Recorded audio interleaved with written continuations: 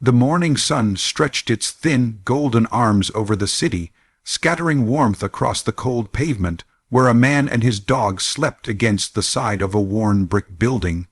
The man, whose name was Illy, stirred awake to the sound of the street slowly coming alive, buses growling, voices blending, the soft rhythm of footsteps echoing between the alley walls.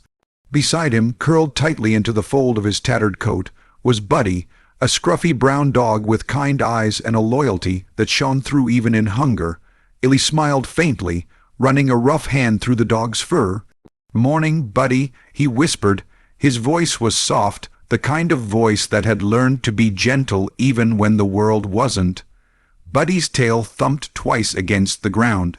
Illy reached into his small canvas bag, a bag that had seen better days, and pulled out a piece of stale bread and half a sausage he'd saved from the night before. The smell made Buddy's nose twitch. "Yeah, I know," Illy said, breaking the sausage in half. He placed the larger piece in front of Buddy, then tore a tiny bit off for himself. Buddy hesitated as if he knew, as if he wanted to share, but Illy smiled and nudged the food closer. "Eat, pal, you keep me going," and Buddy did. While others walked past, seeing only a man and a dog as part of the city's forgotten backdrop, Buddy saw Illy as his world. To the dog, there were no labels, no shame, no difference between a man with a home and a man without one. Only love and the simple joy of being together. Illy hadn't always been homeless.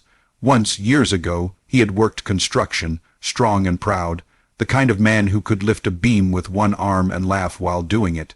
But after a fall at a job site and months in the hospital, his savings disappeared. The pain never fully left his back, and steady work became impossible. Then came the bills, the eviction, the loneliness. The world moved on, but not Buddy. He found Buddy 2 winters ago behind a dumpster, whimpering under a cardboard box. The dog had been beaten, ribs showing, eyes terrified. Illy gave him a piece of bread and sat nearby until the dog trusted him enough to come closer. From that night, they became inseparable. They walked the city together, side by side, through rain and snow, through alleys and under bridges. Illy talked to him constantly, not because he expected answers, but because Buddy listened better than anyone ever had.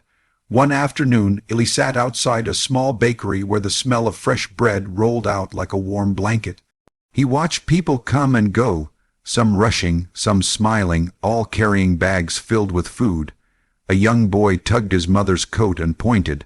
"Mom, that man's feeding his dog." Illy smiled shyly, offering Buddy the last piece of his sandwich. The mother frowned and hurried the boy along, but the boy looked back and waved. Illy waved too. Minutes later, as he leaned back against the wall, the bakery door opened again. The same boy came running out, holding a small paper bag. "Here," he said, thrusting it toward Illy. "It's a kwas. My mom said it's okay." Illy blinked, surprised. "You sure, kid?" The boy nodded, grinning. "It's for your dog, too." Inside were 2 kwas, one plain, one with ham and cheese. Illy broke off the ham, handing it to Buddy before taking a small bite himself. For a moment, tears welled up, not from the food, but from being seen, from the rare kindness of a stranger. As the months passed, the city grew colder. Winter arrived like a silent enemy, biting through Illy's coat, numbing his fingers. He found a spot under a bridge, shielded from the worst of the wind, and used scraps of cardboard to block the drafts. He'd managed to get a small blanket for Buddy from a local shelter.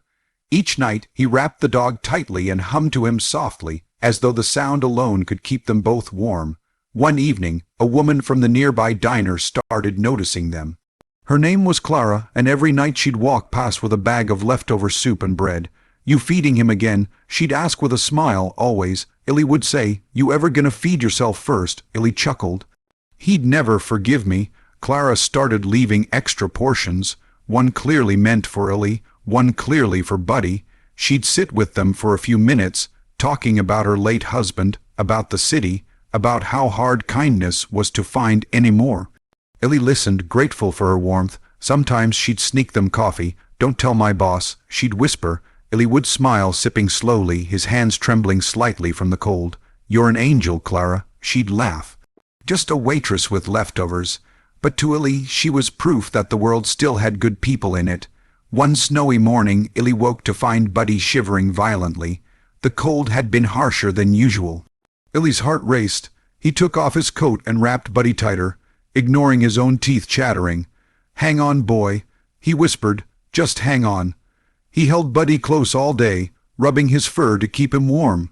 That night, Clara came again and saw Illy trembling. "You'll freeze to death out here," she said. "I'll be fine," Illy replied, his voice weak. "He needs it more than I do." Clara sighed. "You're a fool, and a good man." The next day, she came back with something new, a small note and a set of keys. "I talked to my cousin. He runs a maintenance shed out by the river. It's empty. You can stay there, just you and your dog. It's warm."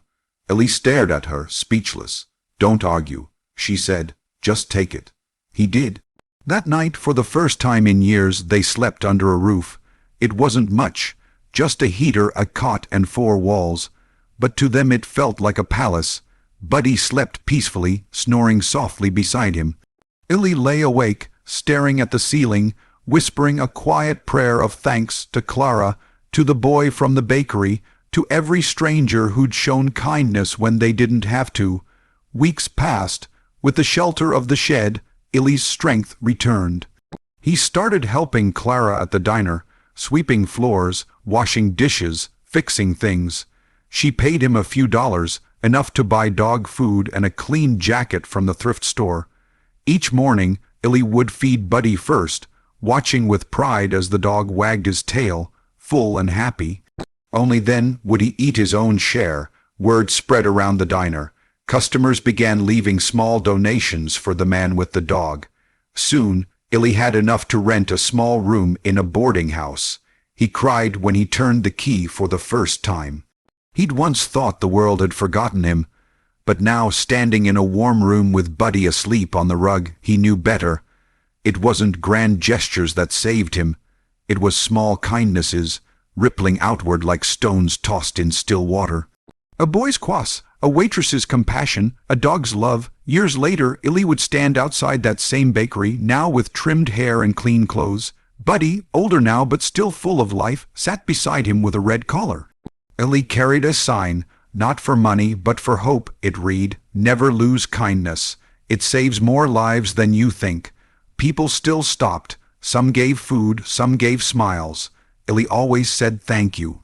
He'd sit on the same corner where once he'd been invisible, now sharing stories with anyone who would listen. And every time he reached into his bag at mealtime, Buddy still ate first, because love doesn't count coins or meals. It doesn't keep score. It just gives, again and again, quietly, faithfully, until it turns even the coldest streets warm. And so, when people passed by and whispered, "Look, that man feeds his dog before himself," they didn't know that this simple act wasn't about sacrifice.